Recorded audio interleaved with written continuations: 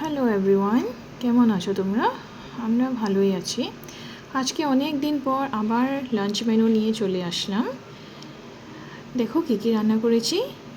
লাউ ডাল, তিতকরেলা পেঁয়াজ দিয়ে ভাজি একটা, আর এইদিকে আছে ছেলের জন্য আলু টমেটো দিয়ে একটা পাতলা মাছের ঝোল। আর দেখো আমাদের জন্য রান্না করেছি হলো শস্য পাবদা, পেঁয়াজ টমেটো সব কিছু মেখে একসাথে বসিয়ে দিয়েছি। আমার এই রেসিপিটা অনেকটা ভালো লাগে খেতে। আর এদিকে হইলো রান্না করেছি হইলো কুঁদরি ভাজি, কুঁদরি আর আলু ভাজা একটা ডালের সাথে খেতে জন্য। আর তোমাদের কি কি রান্না হয়েছে আজকে জানিও। আর যদি আমার এই ছোট ভিডিওটা ভালো লেগে থাকে তাহলে লাইক শেয়ার আর কমেন্ট একটা নিশ্চয় করো। টাটা, সবাই ভালো থাকো, সুস্থ থাকো, বাই বাই।